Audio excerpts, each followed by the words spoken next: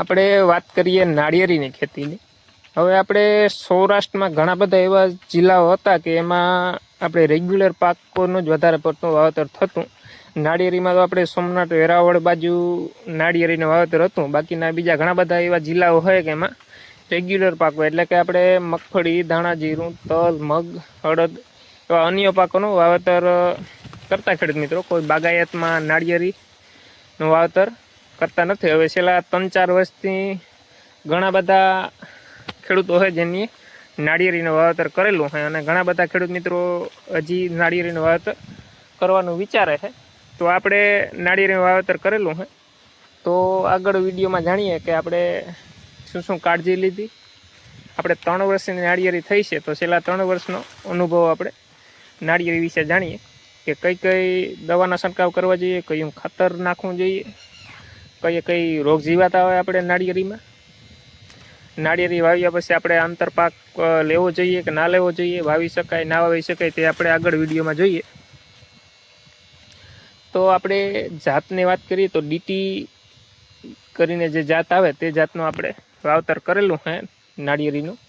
3 વર્ષની નાળિયેરી થઈ છે. કંઈક આ પ્રમાણે આપણે નાળિયેરીનો ગ્રોથ છે. રોગ જીવાતની વાત કરીએ તો છેલ્લા 3 વર્ષમાં આપણે નાળિયેરીમાં એક તો વ્હાઇટ ફ્લાયનો ઉપદ્રવ જોવા મળેલો છે. બીજું ગેંડા કીટક, રાઇનોસલ બીટલ, સૌથી વધારે ઉપદ્રવ આનો જોવા મળેલો છે. આપણે અલગ અલગ વિસ્તાર પ્રમાણે અલગ અલગ રોગ જીવાત વધુ ઓછા રહેતા હોય. ઘણા વિસ્તારમાં વ્હાઇટ ફ્લાય વધુ રહેતી હોય, ઘણા વિસ્તારમાં ગેંડા કીટક, રાઇનોસલ બીટલ જે કહેવાય તેનો ઉપદ્રવ વધારે જોવા મળતો હોય.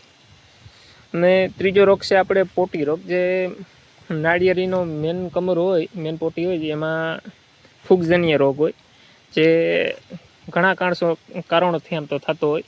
એક તો આપણે વધારે વરસાદ થતો હોય અથવા તો એ પોટી હોય એમાં પાણી ભરાય, એ પાણી ધીરે ધીરે અંદર ઉતરે અને ત્યાર પછી તેમાં ફંગસ થાય. તે ફંગસનો ફેલાવો થાય અને મેન જે કમરું હોય તે કમરું પોટી, મેન પોટી હોય તે પોટી સુકાઈ જાય અને છોડ એકદમ વાસ મારવા માંડે.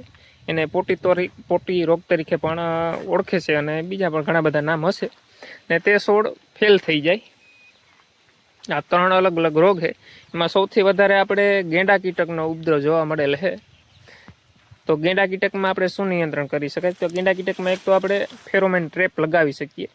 ફેરોમેન ટ્રેપ લગાવી અને દરરોજ અથવા તો 2-3 દિવસે તે ટ્રેપની ડોલ હોય તે ડોલમાં પાણી બદલાવતું રહેવાનું અને જે ગેંડા ભેગા થયા હોય તેને બહાર કાઢતું રહેવાનું. એ રીતના એની પ્રોસિજર હોય. એની સુગંધથી તે ડોલમાં ગેંડા પૂરાઈ જાય. તે 2-3 દિવસે અથવા તો દરરોજ તે પાણી બદલાવતું રહેવાનું. એટલે પાણી જેટલું ચોખ્ખું રહે એટલો ગેંડા કીટક વધારે કપડાય. બીજું એને નિયંત્રણ કરવા માટે ઘણા નર્સરીવાળા ક્લોરોપાયરીફોસ 50% અને સાયપરમેથ્રિન 5% જે દવા આવે તેનો ઉપયોગ કરાવે છે.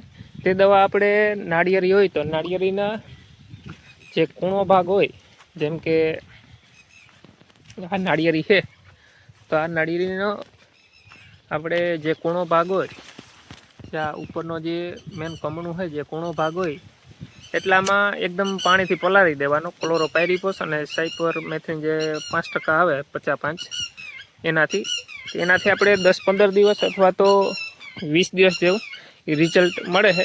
એની સુગંધથી ગેંડા કીટક આવતો નથી અને જે ગેંડા કીટક કદાચ અંદર ઓટીને અંદર હોય તો તે મરી જાય અથવા તો બહાર નીકળી જાય.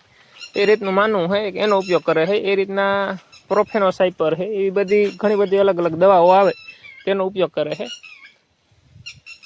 આ બેનો આપણે ઉપયોગ કરેલો છે. ક્યારેક ક્લોરોપાયરીફોસ દવાનો છંટકાવ કરતા અને ફેરોમેન ટ્રેપ પણ મૂકેલી છે. આપણે એક વખત 6 મહિના પૂરતી ફેરોમેન ટ્રેપ પણ રાખેલી હતી. તો પણ જો આપણે ક્યાંક આ રીતના કમરા કાપેલા તો હોય જ. 100% તો નિયંત્રણનું ના થાય તો થોડોક આપણે ફાયદો જોવા મળે. ત્યાર પછી આપણે વ્હાઇટ ફ્લાયની વાત કરીએ તો વ્હાઇટ ફ્લાયમાં આપણે 2 થી 3 વખત છંટકાવ કરેલા. વ્હાઇટ ફ્લાયનો એટલો ખાસ કોઈ ઉપદ્રવ જોવા મળેલો નથી. એક વખત નાની નાળિયેરી હતી ત્યારે કરેલો અને ત્યાર પછી અત્યારે આ રીતના મોટા ઝાડ થઈ ગયા ત્યારે જોવા મળેલો હતો ઉપદ્રવ. એટલે ટોટલ 3 વખત વ્હાઇટ ફ્લાય માટે દવાનો છંટકાવ કરેલો છે. તેથી હજી તો નિયંત્રણ થઈ ગયું, પણ એટલો બધો કંઈ ખાસ ઉપદ્રવ જોવા મળેલો નહોતો. ક્યાંક આ વ્હાઇટ ફ્લાય પાનની નીચે જોવા મળેલી હતી. ને પોટી રોગની વાત કરીએ તો પોટી રોગમાં આપણે જ્યારે આમ તો વધારે 2 વર્ષનો છોડ થાય ત્યાં સુધી વધારે આવે ને 3 વર્ષનો થાય ત્યાર પછી પોટી રોગ જોવા મળતો નથી. 1.5 થી 2 વર્ષ સુધી વધારે જોવા મળે, ત્યાર પછી ધીરે ધીરે ઓછો જોવા મળે. તેમાં ફૂગનાશક દવાનો છંટકાવ કરો તો થોડો ઘણો ફાયદો મળે. બાકી તો આપણે પર 100 નંગ આપણે નાળિયેરીના 100 નંગ હોય, 100 છોડનું વાવેતર કરેલું હોય તો એમાંથી 8 થી 10 છોડ અથવા તો 12 છોડ એવા હોય કે આપણે નવા વાવેતર કરવું જ પડે, જેમાં કોઈ પોટી રોગમાં સુકાય, કોઈ કેડા કીટકનો ઉપદ્રવ હોય તો તેમાં સુકાય. તો એવી ગણતરી રાખવાની કે આપણે પર 100 છોડનું વાવેતર કરેલું હોય તો એમાં આપણે 8 થી 10 નંગ તો 8 થી 10 છોડ તો બદલાવા જ પડે કે નવા વાવેતર કરવા પડે. ને ખાતરની વાત કરીએ તો ખાતરમાં આપણે રાસાયણિક ખાતર તો હજી કોઈ વાપરેલું નથી. સાણિયા ખાતરની વાત કરીએ તો સાણિયું ખાતર એક વખત આ 3 થી 2 ફૂટ દૂર રિંગ મારી અને ભરેલું છે. ને આંતરપાકની વાત કરીએ તો આંતરપાકમાં આપણે રેગ્યુલર પાક જે લેતા મગફળી એ 2 વર્ષ આપણે મગફળીનું વાવેતર કરેલું હતું. ત્યાર પછી ત્યારે ઉનાળે મગ, અડદ એ રીતના તલનું વાવેતર કરતા. અને આ વર્ષે 3 વર્ષની નાળિયેરી થઈ છે. આ વર્ષે આપણે મરચીની ખેતી કરેલી છે. મરચીની ખેતી પણ સારી થઈ છે. મરચીમાં આપણે થોડોક હવે સાંયો પડે એટલે ઉત્પાદન ઝાડવાનો ગ્રોથ સારો થઈ ગયો, પણ ઉત્પાદન 50% જેવું મળેલું છે મરચામાં. ત્યાર પછી હવે આપણે કારેલીનું વાવેતર કરેલું છે. જો કંઈક આ પ્રમાણે કારેલી થઈ છે. ને હજી જોઈએ આગળ કેવું કારેલીમાં રિઝલ્ટ મળે. હવે સાંયો મળે એટલે ઉત્પાદન થોડુંક ઓછું મળે છે, આપણે વાવેતર કરેલું છે. હવે આમાં વાવેતર કરવું જોઈએ કે ના કરવું જોઈએ? તો જો વાવેતર ન કરીએ અને નાળિયેરીમાં ઉત્પાદન થોડુંક વહેલું શરૂ થવાનો આપણે ફાયદો મળે. જો વાવેતર કરીએ તો આમાં પણ રોગ જીવાત હોય, થ્રીપ હોય, પોપટી હોય. એટલે એ થ્રીપ પોપટી આપણે જે બંચ હોય નાળિયેરીનો એ બંચમાં જીવાત લાગે અને નાળિયેર ઓછું બંધાવાનું પ્રમાણ રહે એમાં તે નુકસાન કરે છે. એટલે જો વાવેતર વહેલું બંધ કરી દઈએ તો કદાચ 8 મહિના આપણે નાળિયેર વહેલા અને વધારે આપી શકે. પણ આપણે નાળિયેરીનો નવો અનુભવ છે અને હજી તો વચ્ચે ઉત્પાદન લઈએ છીએ. જોઈએ આપણે વચ્ચે ઉત્પાદન ચાલુ છે અને નાળિયેર ટોટલ કેટલા ટાઈમે ચાલુ થાય જોઈએ. અત્યારે આપણે 3 વર્ષની નાળિયેરી થઈ છે અને 3 વર્ષમાં આપણે 60 થી 70% નાળિયેરીમાં બંચ આવી ગયા છે. 30% એવી નાળિયેરી છે કે જેમાં જે બંચ નથી આવેલા. બાકી જો આ પ્રમાણે લગભગ બધી નાળિયેરમાં બંચ જોવા મળે છે. જો હા આ રીતે છે.